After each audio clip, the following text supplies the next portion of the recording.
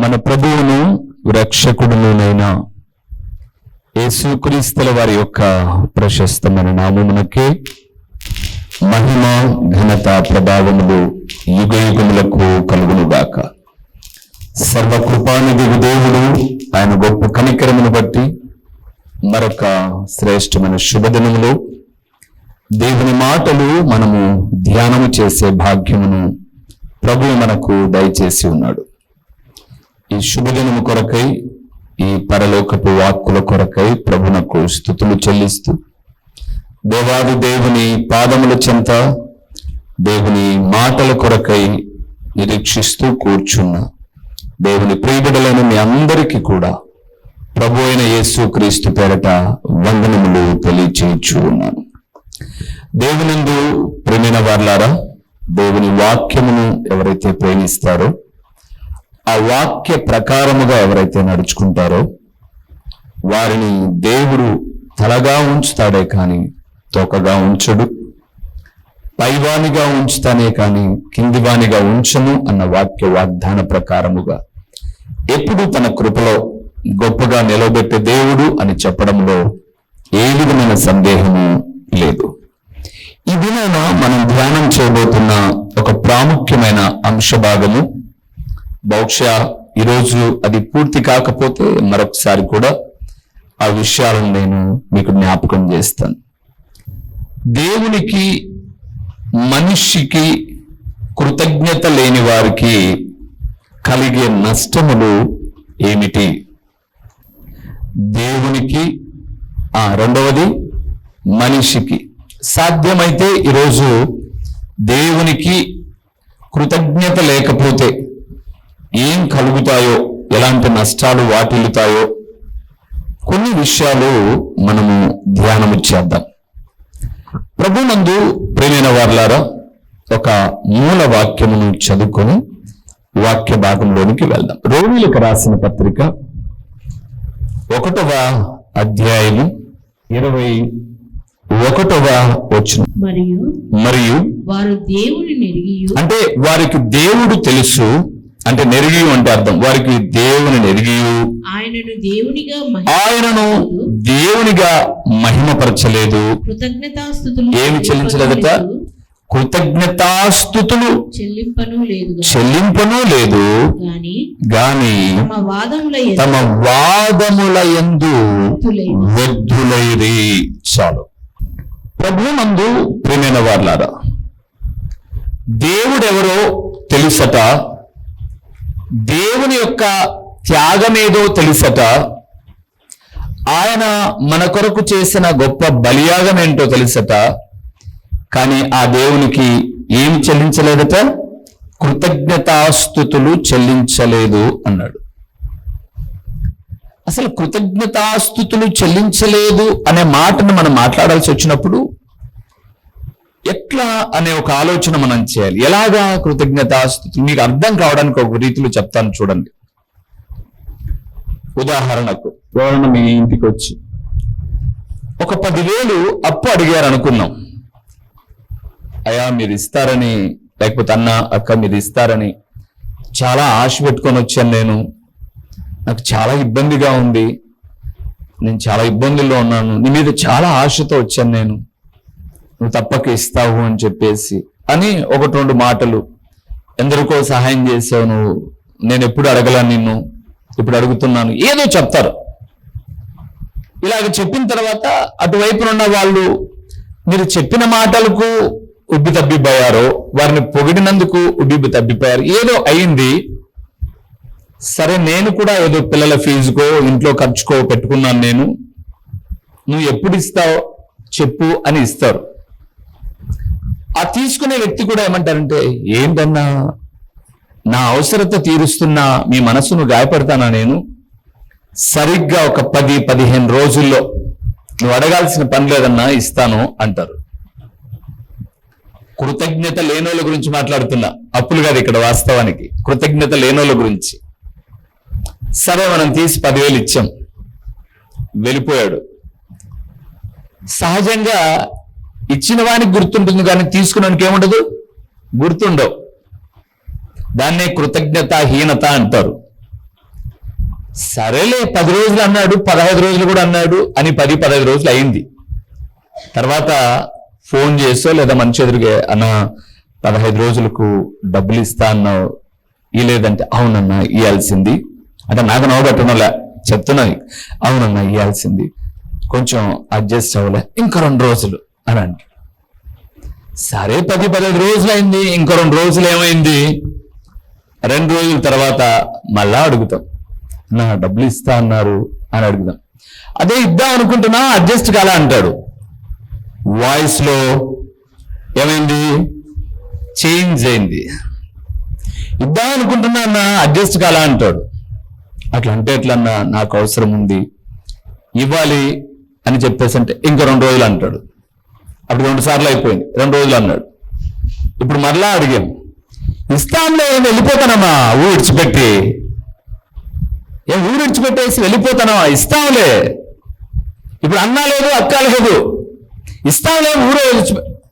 అరే అట్లంటే ఎట్లన్నా, 10 రోజులు అన్నావు, 15 రోజులు అన్నావు, ఇలాగైపోయింది అని అంటే ఇంకొక అడుగు ముందుకేసి తొక్కలో 10,000 పెద్ద వెనుక్కునేవు నువ్వే, రావాల్సింది రాకట్టును, లేకపోతే ఎడం చేత్తో ఇసిరేసింది. వీడు ఇసిరేసేది వీడు ఏరుకుంటేది 2 అవుతుంది. దీన్ని ఏమంటారు మీరైతే, కృతజ్ఞతాహీనుడు అంటారు, సందేహమే లేదు. అయితే ఇక్కడ మీరు గమనించండి, అడిగేటప్పుడు ఎలాగ అడిగాడు, పొందుకున్న తర్వాత వైఖరి ఎలాగ మారింది.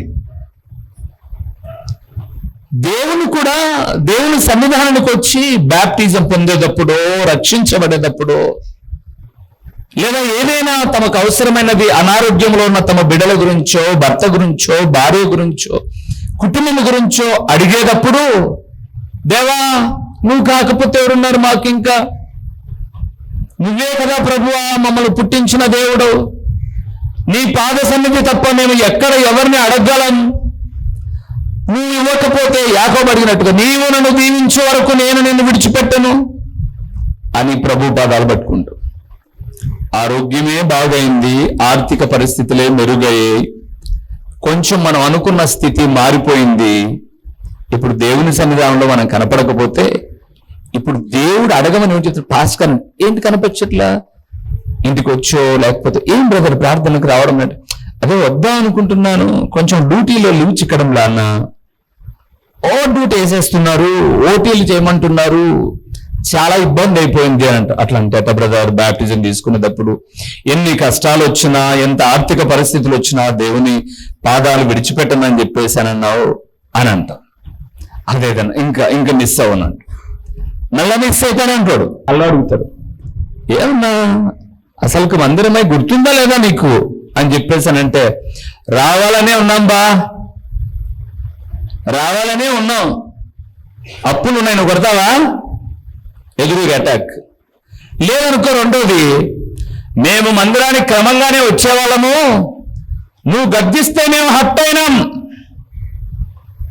కాబట్టి ఏం రావాల్సిన అవసరం, వీటికే రావాల్సిన పనేలా, ఎక్కడ పోయినా ఇంట్లో చేసుకునే దేవుడు ఉన్నాడు. చెప్పినా కదా నేను చాలా మాటలు, ఇంట్లో చేసుకునే దేవుడు ఉన్నాడు. ఏమైపోయింది, సమస్యల్లో ఉన్నప్పుడు, ప్రార్థన రానప్పుడు, వాక్యము రానప్పుడు, మోకాళ్ళ అనుభవం లేనప్పుడు, మన అవసరతలు పొందుకునేటప్పుడు, మనం మాట్లాడిన మాట, చేసిన ప్రార్థన, ఒప్పుకోరు, కొంతకాలం అయిపోయే తర్వాత అప్పులోడు నోరు మార్చి మాట్లాడినట్టుగా ఆత్మీయులు అనబడేవారు కూడా దేవుని సన్నిధిని తోలనాడే పరిస్థితి. వీరిని ఏమంటారో తెలుసా, కృతజ్ఞతాహీనులు అంటారు. అందుకే అక్కడ అన్నాడు, వారు తమ దేవుడు తెలుసు వాళ్లకు, కానీ ఆ దేవుని మహిమపరచలేదు, ఆ దేవునికి కృతజ్ఞతాస్తుతులు చెల్లింపలేదు అని అన్నాడు. వాస్తవంగా ఈ సందేశం గురించి నేను చాలా ఎన్ని వెతకాలనో అన్ని వెతికాను. సో ఇంగ్లీష్ బైబుల్ను, డిక్షనరీస్ చాలా వెతికాను. అన్గ్రాటిట్యూడ్ పీపుల్స్ అంటారు వీళ్ళను. గ్రాటిట్యూడ్ అంటే కృతజ్ఞత, కానీ వీళ్ళు అన్గ్రాటిట్యూడ్ పర్సన్స్ అన్నమాట, అంటే కృతజ్ఞతాహీనులు. కృతజ్ఞత గురించి చాలా సంగతులు ఉన్నాయి బైబిల్ గ్రంథంలో. కృతజ్ఞతాహీనుల గురించి మాత్రమే వారి బ్రతుకు, వారి పరిస్థితి ఎంత దారుణమో చెబుతూ వచ్చాడు. ఇంకొక వాక్యం చెప్తాను మీకు, చూడండి. తిమోతికి రాసిన 2వ పత్రిక 3వ అధ్యాయము. తిమోతికి రాసిన 2వ పత్రిక 3వ అధ్యాయము 2వ వచనాన్ని మొదటి 2 వచనాలు చదువుదాం. మొదటి 2 వచనాలు చదువుతున్నాం. అంత్య దినములలో అపాయకరమైన కాలంలో ఇంగ్లీష్ లో అన్నారు ద లాస్ట్ డేస్ అన్నారు. ఈ చివరి దినాలు ఇవి. ఎవరికి? భూమి మీద ఉండే సర్వమానవాళికి. భూమి తన స్థాయిని కోల్పోతుంది. ఇప్పటికే శాస్త్రవేత్తలు భూమి అడుగు భాగం నుంచి కరిగిపోతూ వస్తుందంట. కరిగిపోతూ అంటే కొవ్వొత్తి వెలిగించినప్పుడు ఆ మంట రేగుతున్నప్పుడు మైనం కరుగుతుంది చూడు, అలాగే భూమి కరిగిపోతూ ఉంటే ఈ యొక్క సూర్యగ్రహమే కాకుండా, చంద్రగ్రహణమే కాకుండా, ఈ భూగోళం లాంటి భూమి ఇంకా ఎక్కడైనా ఉందేమో మనిషికి నివాస యోగ్యంగా అని శాస్త్రవేత్తలు వెతుకుతున్నారు. ఎక్కడా ఉండదు భూమి ఉన్నది అక్కడే. ఇక్కడ అనగా ఈ భూమి ఆకాశం అంతరించిపోక ముందుగా ఉన్న దినాలనే అంత్య దినములు అన్నారు. అంటే ఈ చివరి దినాల్లో మనుషుల వైఖరి ఎలాంటిదంటే చూద్దామా? 2వ వచనం. ఎలాగనగా మనుషులు స్వార్థప్రియులు. మనుషులు ఎలాంటి వాళ్ళట? స్వార్థప్రియులు, ధనాపేక్షలు. 2వది డబ్బు కావాలి అంతే, దేవుడు అక్కర్లా. 3వది బింకములాడువారు, అబద్ధాలు ఎన్నైనా మాట్లాడతారు, బింకములాడువారు. 4వది అహంకారులు. మాకేం తక్కువ అండి, మా డబ్బు ఏంటి, మా కులం ఏంటి, మా ఉద్యోగం ఏంటి, మా గోత్రం ఏంటి, మా మిస్సాలేంటి, మా కన్నలేంటి, మా బలాలేంటి. అహంకారం. తర్వాత దూషకులు. చెప్పినోడు నువ్వు ఏం మాకు తెలియదు బైబిలు. అవునండి, మీకు తెలియదని ఎవరంటారు? దూషకులు. తర్వాత ఎవరికంట? తల్లిదండ్రులకు. అమ్మ అరిస్తే, నాన్న అరిస్తే 2 రోజులు నాన్నతో మాట్లాడరు, ప్రక్కన కూర్చోరు. విధేయులేనా? రోజు ప్రార్థన, రోజు బైబిల్ పఠనం. అమ్మో నాన్నో నీ మేలు కోరి గద్దించి హెచ్చరించి, ఏం పని పాప ఎప్పుడు ఫోన్తో, ఏం పని ఎప్పుడు సోషల్ మీడియాతో, ఏంటి ఎప్పుడు చదువుకోకుండా పరధ్యానంగా అని చెప్పేసి అంటే మీ అమ్మ మీకు విలన్, మీ నాన్న మీకు విలన్. అంత మంచిగా ఉన్నట్టుగానే ఉంటారు, కానీ మూర్ఖ స్వభావం ఎప్పుడు బయటపడుతుంది అంటే మీలో ఉన్న మూర్ఖ లక్షణాలను ఇది తప్పురా అన్నప్పుడు తల్లిదండ్రులకి ఏమవుతారంట? అవిధేయులు. ఈరోజు విధేయులు అని చెప్పుకునే వాళ్ళు విధేయత అనేది అమ్మా నాన్నతో అవసరం ఉంది కాబట్టి నటిస్తున్నారే తప్ప, అమ్మా నాన్నతో అవసరమే తీరిపోతే అసలు విధేయులు కాదు, ఇంట్లో కూడా ఉండరు. అంత్య దినాలు తల్లిదండ్రులకు ఎవరంట? చెప్పండి ఎవరు? అవిధేయులు. మొన్నటి దినాన నేను ఒక న్యూస్ చూస్తున్నాను. ఫోన్ వాడద్దు అని వాళ్ళ నాన్న అన్నందుకు నిద్రపోతున్న వాళ్ళ నాన్నను పొడిచి చంపాడు. ఫోన్ వాడద్దు అన్నందుకు. అమ్మాయి ఏం పిచ్చా నీకు? ఎప్పుడు ఆ ఇన్స్టాగ్రామ్ లో రీల్స్ చూసుకుంటూ. ఇంత భయంకరమైన పరిస్థితి. ఇంటర్మీడియట్ ఎగ్జామ్స్ రాస్తున్నారు పిల్లలు, ఆడపిల్లలు, మగపిల్లలు. తెలంగాణలో నాగర్ కర్నూలు అనబడేటటువంటి ఒక ప్రాంతంలో ఒక అమ్మాయి ఎగ్జామ్ రాస్తుంది, నాకు వాష్రూమ్ వస్తుందని చెప్పేసి వెళ్ళిపోయింది. వాష్రూమ్ లో బిడ్డకు జన్మనిచ్చింది. ఇంటర్మీడియట్ అమ్మాయి వాష్రూమ్ లో బిడ్డకు జన్మనిచ్చి ఎంత శుభ్రంగా కడుక్కొని మళ్ళా లోపలికి వస్తుంటే ఆ లోపల ఉన్న బిడ్డ కనపరాదా? చంపేసి కుప్పతొట్లో పడేసి. ఏం పనికి మాలిన లక్షణం. ఇన్స్టాగ్రామ్ లో ఎవరో ఫ్రెండ్ అయ్యారంట. ఇన్స్టాగ్రామ్ లో మొన్న అడుగున్నాను, ఇవన్నీ మీకు తెలిసిన విషయాలే. తల్లిదండ్రులకు అవిధేయులైన సందర్భంలో నేను మాటలు చెప్తున్నాను.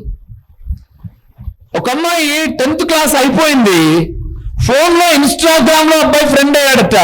వాడిని పెళ్లి చేసుకోవడానికి విశాఖపట్నం నుంచి అంటే రాజమండ్రి ప్రాంతం నుంచి తిరుపతికి వెళ్ళిపోతుంది అమ్మాయి. ట్రైన్ లో లేడీ పోలీస్ కూడా ఉన్నారు ఇప్పుడు. ఏంటమ్మా ఎక్కడికి వెళ్తున్నావు, ఎవరు నువ్వు, ఎవరు లేరే నీ చుట్టుపక్కల, నీ పెద్దోళ్ళు ఎవరు లేరే, ఒకదానివే ఉన్నావు, ఎక్కడికి వెళ్తున్నావు, ఏం చేస్తున్నావు నువ్వు అని మాట్లాడితే భయపడేసి నిజం చెప్పేస్తే వచ్చి పోలీసులకు అప్పగించారు, స్టేషన్ లో పెట్టారు, అమ్మా నాయన వచ్చి తీసుకెళ్లిపోయారు. తల్లిదండ్రులకు ఎవరు వీళ్ళు? అవిధేయులు. ఎన్ని జరుగుతున్నాయో తెలుసా? ఎన్ని జరుగుతున్నా బడి నుంచి రాగానే అమ్మ ఏం వండిందా, ఏమి తిందామా ఇది చూడ్డంలా. పిల్లలు అంటున్నారు రిలాక్స్ కోసం ఫోన్ తీసుకుంటున్నారంట. ఎవరు చెప్పాడు మీకు రిలాక్స్ కోసం ఫోన్ అని? రిలాక్స్ కోసం ఫోన్ అని చెప్పేసి నువ్వంటే ఫోన్ నీకు రిలాక్సేషన్ ఇవ్వదు. ఫోను నీ కంటిలో ఉన్న దృష్టిని నాశనం చేస్తుంది. నువ్వు చదివేటేమున్నాయి ఫోన్లో? కరోనా టైంలో క్లాసెస్ లేవు కాబట్టి, ఆఫ్లైన్ క్లాసెస్ లేవు, ఆన్లైన్ క్లాసెస్ కాబట్టి ఫోన్స్ ఎక్సెట్రా వాడారు. లేదా ఎవరో ప్రత్యేకమైన స్టడీస్ కొరకు ఫోన్స్ ల్యాప్టాప్స్ యూజ్ చేస్తున్నారు. 10th class, intermediate, మీకేమున్నాయబ్బా? ఏమో మరి తెలియదు. ఏదేమైనా కానీ తల్లిదండ్రులకు మాత్రం అవిధేయులు. అవిధేయులు. తర్వాత మన సబ్జెక్ట్ ఇప్పుడు అక్కడ వచ్చింది. కృతజ్ఞత లేని వారు ఎవరికి లేరు. దేవునికి లేరు కృతజ్ఞత, అమ్మా నాన్నకు లేరు. మీకు చెప్తాను, కృతజ్ఞత లేని వాళ్ళు ఎట్లుంటారో చెప్పన్నా. అది దేవుడికైనా మనిషికైనా, ఓహో వీడు కృతజ్ఞత లేనోడు, ఈ అమ్మాయి కృతజ్ఞత లేనిది అని చెప్పడానికి ఎవరో మళ్ళా మూర్ఛరోగం వేసుకున్నట్టు బిల్ల వేసుకోరు కదన్నా. ఎట్లా కనుక్కోవాలి మేము?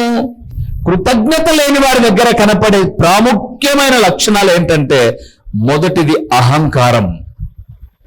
వాళ్ళ దగ్గర అహంకారం ఉంటుంది. అమ్మా నాన్న చెప్పినా, దేవుని సేవకుడు చెప్పినా, భార్య చెప్పినా, భర్త చెప్పినా అహంకారంతో, ఏంటి నేను ఎప్పుడు చదివేనా, ఇలాగైతే మేము ఇంట్లో ఉండడం వేస్ట్లే. గర్వం రెండవది. మొదటిగా అహంకారం. నన్ను ఎందుకన్నావు అనే ప్రశ్నలు వస్తున్నాయి ఇప్పుడు. నన్ను ఎందుకన్నావు? ఏమండి ఇప్పుడు రేపు పొద్దున వీళ్ళకి కూడా పెళ్లి చేస్తారు, పుట్టేవాళ్ళని అడిక్కంటారా? నన్ను ఎందుకన్నావు? భలే ప్రశ్నలండి. దెబ్బలు పడక. కృతజ్ఞత లేని వ్యక్తిలో మొదటిది అహంకారం ఉంటుంది, రెండోది ఏముంటుంది తెలుసా? గర్వం. నేను లేకపోతే నువ్వు పాల ప్యాకెట్ తెచ్చుకోలేవమ్మా. ఇది పాల ప్యాకెట్ వీడే తయారు చేసి, ఈ అమ్మాయే తయారు చేసి పాలను కాఫీలేకేస్తా, పాల ప్యాకెట్ తెచ్చుకో. పోయి తెచ్చిన దానికి కూడా మళ్ళా లంచం. పిల్లలు కదా, పోయి తెచ్చిన దానికి కూడా లంచం. 20 రూపాయలు, 26 రూపాయలు, 20 రూపాయలు పాల ప్యాకెట్ అంటే చిల్లర ఇవ్వకుండా వాళ్ళు. మొదటిది అహంకారం, రెండవది గర్వం, మూడవది అసంతృప్తి. ఏం చెప్పినా ఏం చేసినా తృప్తి ఉండదు. ఎవరికి చెప్పండి? ఎవరికి? కృతజ్ఞత లేని వాళ్ళకు తృప్తి ఉండదు. ఆ అమ్మోళ్లకు వాళ్ళకి తెలిసి వాళ్ళ తిప్పలు, ఎన్నో తిప్పలు పడి, అయ్యో బిడ్డ బడి నుంచి వచ్చేసరికి ఒట్టి కడుపుతో పోతాడు మళ్ళీ అని చెప్పి, అమ్మలకు తొందరగా అయ్యే పని ఏంటంటే గుడ్డు అడ్డంగా పగలగొట్టి ఆమ్లెట్ వేయడం. అడ్డంగా పగలగొట్టి ఆమ్లెట్ అవుతుంది అంతేగా. కాబట్టి ఆమ్లెట్లు వేసి ఉడకబెట్టి ఏమేమో చేసి అమ్మాయి తింటాది, అబ్బాయి తింటాది, వాడు తింటాడని చెప్పేసి అమ్మాయి తింటాదని పక్కన కూర్చుంటే ఇదే ఆ చేసేది. మరి అది లేని పరిస్థితి, ఇది ఆ చేసేది. ఏం చేయమంటారు?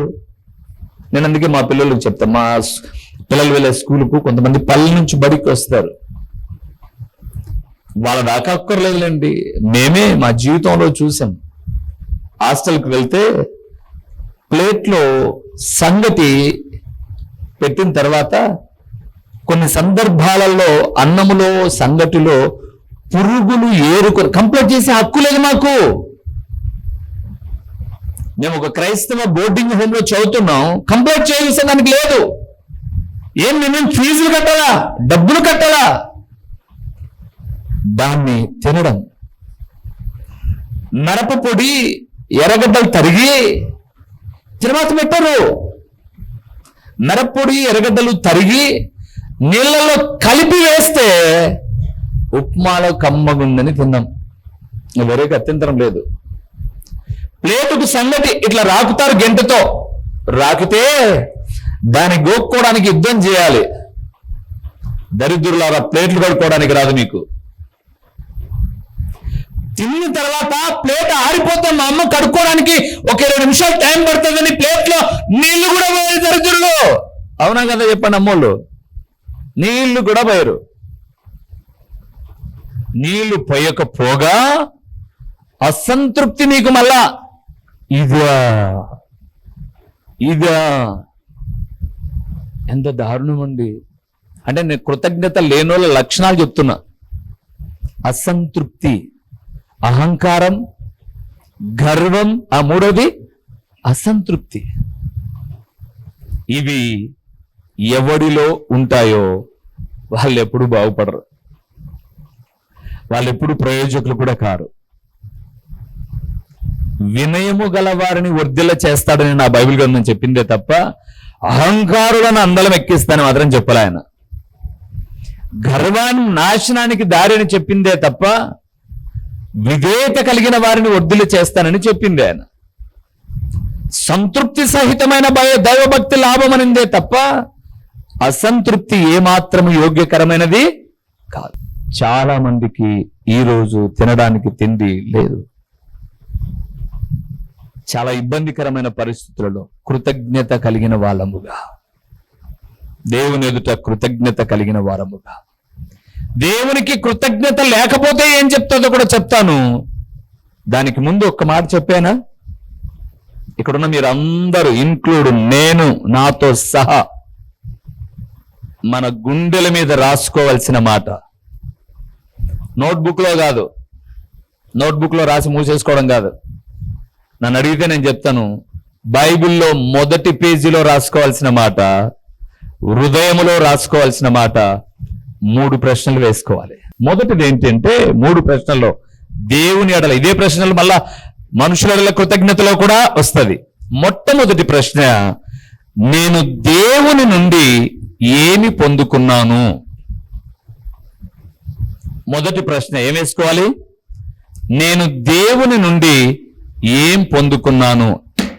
ఆరోగ్యం, ఆయుష్. ఈరోజు మీరు బడికి వెళ్తున్నారే, బడికి వెళ్తున్నారు, కొంతమంది ఉద్యోగాలకు వెళ్తున్నారు, కొంతమంది ఇంటికాడ ఉన్నారు వయసు రీత్యా, ఇలాగ ఉన్నారు కదా మీరందరూ. ప్రతిరోజు కాలు తీసి కాలు పెట్టడానికి, మరొక చోటికి వెళ్ళడానికి ఈ అవయవములలో శక్తిని నింపినవాడు దేవుడు. రెండవది, చాలా మందికి అవయవ లోపాలున్నాయి. మొన్నటి దినాన ఒక చిన్న పాపకు ఒక ఇంజెక్షన్ అవసరమైంది. 16 కోట్లు, వేసుకునే కోట్లు కాదు. ఆ అమ్మాయికి ఆ ఇంజెక్షన్ వేస్తే బ్రతుకుతుంది. దాని ఖరీదు 16 కోట్లు. తల్లిదండ్రులు సామాన్యమైనటువంటి పని చేసుకునేవాళ్ళు. ఒక సోషల్ మీడియా ద్వారా మా బిడ్డను బ్రతికించండి, మాకు 10 ఏళ్ల తర్వాత పుట్టిన పాప, అసలు పిల్లలే కలగరనుకున్న మా జీవితంలో ఒక పాప కలిగింది, ఈ పాప లేకపోతే మాకు బతుకే లేదు. అయ్యా, మీరు 10 రూపాయలు ఒక్క సహాయం చేసినా, ఈ రాష్ట్ర వ్యాప్తంగా ఉన్నటువంటి ప్రతి వ్యక్తి 10 రూపాయలు వేసినా కూడా మన భారతదేశంలో ఒక ఆంధ్రప్రదేశ్లోనే 5 కోట్ల మంది ఉన్నారు. దాతలు ఎవరైనా సహకరిస్తే ఆ 10 రూపాయలే కొన్ని కోట్లే మా పాపకి ఇంజెక్షన్ వేయించుకుంటాం. మీ బిడ్డలకున్న అవయవాలు, ఆరోగ్యము, క్షేమము, శక్తి, బలము ఇలాగ కోట్లతో కొనుక్కున్నది కాదు, మహాగరుడైన దేవుడు ఉచితంగా ఇచ్చినది. అది మీకైనా నాకైనా. బండి ఎక్కి టై అని కొడుతున్నావు, కాలుతో కొట్టడం కిక్కర్ బరువు అయిపోయిందని చెప్పేసి రిమోట్స్ వచ్చేసాయి. ఇన్ని చేస్తూ రకరకాల ఉద్యోగాలు అన్ని మెయింటైన్ చేసుకుంటున్నావు, ఇంట్లో పని చేసుకుంటున్నావు. వీటన్నిటిని చేసుకోవడానికి నీలో శక్తినిచ్చిన వాడు ఎవరు? దేవుడు. నువ్వు వేసుకోవాల్సిన ప్రశ్న ఏంటంటే, నేను దేవుని నుండి ఏం పొందాను అంటే, నన్ను అడిగితే ఆ ప్రశ్నకు నేను చెప్తాను, నేను పొందుకున్నది ఏదైనా ఆయన నుండే. నా చదువును బట్టో, నా జ్ఞానాన్ని బట్టో, నా శక్తిని బట్టో, నా భక్తిని బట్టో కాదు. కానీ పౌలు చెప్పినట్టుగా నేనేమై ఉన్నానో అది కేవలము దేవుని కృప వలన. ఆ మొదటిది చెప్పండి. ఇప్పుడు మనం ఏం ప్రశ్న వేసుకోవాలి? నేను దేవుని నుండి ఏం పొందాను అని. బాగుంది, అన్నీ ఆయన ద్వారానే పొందాం. రెండోది వద్దాం, నేను దేవునికి ఏమిచ్చాను. రెండో ప్రశ్న. దొంగలు ఉన్నారు కదండి, సంపాదిస్తున్నా మీ శక్తి ఇచ్చిన దేవునికి చాలా మంది అంటారు కానుకేస్తానులే ఆదివారం. నేను చెప్పమంటారా, ఆదివారం కానుకేసే వాళ్ళ విధానం గురించి. ఇళ్ళల్లో దొంగ కరెంటు బిగించుకుంటారు. కరెంటు మంచిదే, వీళ్ళు దొంగలు. మీటర్ తిరక్కోకుండానో, లేకపోతే కనపడేటట్టుగా మీటర్ నుంచి ఒక కరెంట్ ఉంటే, అన్ని పెద్ద పెద్ద వస్తువులు వాడుకోవడానికి సపరేట్ గా లోపల లూప్ లైన్ ఒకటి ఉంటుంది. ఈ దొంగ కరెంట్ వాళ్ళు అంటే వాడుకునే వాళ్ళు, వీడు ఫ్రిడ్జ్ వాడినా, ఫ్యాన్ వాడినా, కుక్కర్ వాడినా, నిక్కరతుకునే వీటన్నిటికీ అయ్యే ఖర్చు ఎక్కువ. ఇది దొంగ కరెంటు వాడుకునే విధానం. ఇంకొకటి చూడు, డైరెక్ట్ కరెంటు. దీనికి ఎప్పుడైనా 100 రూపాయల లోపే బిల్లు వస్తుంది. ఇప్పుడు వీడేమంటాడు, నేను కరెంటు బిల్లు కడతానులా, నేను ఆదివారం కానుకేసేది కూడా ఇంతే. దొంగ కరెంటు వాడుకుంటున్నట్టే నీ బతుకు. నేను దేవునికి ఏమి ఇచ్చాననే ప్రశ్న ఎప్పుడైనా వేసుకున్నాను? ప్రతిదీ దేవుని ద్వారా పొందుకుంటున్నప్పుడు దేవునికి ఏమి ఇచ్చావు నువ్వు? ఎప్పుడైనా చెప్పుకోదగినట్టుగా దేవుని కొరకు ఇన్నేళ్లు బ్రతికిన నీ జీవితంలో ఒక క్రమమైన విశ్వాస జీవితంలో ఏమైనా ఇచ్చావా? ఏమైనా ఇచ్చావా? ఏమైనా చేసావా? ఏముండదు. మనకెందుకబ్బా, వచ్చినాం పోయినాం. వచ్చిపోన్నా. మరలా చెప్తాను చూడన్నా ఒక మాట అక్క. ఏమిచ్చాం దేవునికి? నీకు దేవుడు ఆరోగ్యం ఇచ్చాడు, ఆయుష్ ఇచ్చాడు, చదువు ఇచ్చాడు, ఉద్యోగం ఇచ్చాడు, వ్యాపారం ఇచ్చాడు, ఇల్లు ఇచ్చాడు, వాకిలు ఇచ్చాడు, శక్తిని ఇచ్చాడు, సమృద్ధిని ఇచ్చాడు, కట్టుటకు బట్ట, ధరించుటకు బంగారు నగలతో సహా ప్రతివే ఇచ్చాడు. నువ్వేమిచ్చావు అనుకు? మరి ఇప్పుడు నిన్ను కృతజ్ఞుడు అనాలనా, కృతజ్ఞురాలు అనాలనా, ఏమనాలా? ఏమన్నా అనుకో, నువ్వే రాసుకో. అందుకే నేను నోట్బుక్ లో కాదు రాయాల్సింది, హృదయం అనే పలక మీద. అవునబ్బా, నేను దేవుని నమ్ముకుని 5 ఏళ్ళైంది, 10 ఏళ్ళు. ఏమిచ్చానబ్బా నేను దేవునికి? పోనీ దేవుని కొరకు నేను ఏం చేశానబ్బా? ఇచ్చాడు కదా, పక్కన పెట్టు. ఏం చేశానబ్బా నేను దేవుని కొరకు? ఏమి చేయవు నువ్వు. నటన భక్తి తప్ప ఏం చేయవు నువ్వు. మా చిరునామా దైవజనుడు బ్రదర్ ఓ రూబేన్ గారు, క్రీస్తు ప్రార్థనా మందిరం, డోర్ నెంబర్ 1-386, నగరిగుట్ట, పులివెందుల, కడప జిల్లా. మీ ప్రార్థన అవసరాల కొరకై సెల్ నంబర్ 9989067409.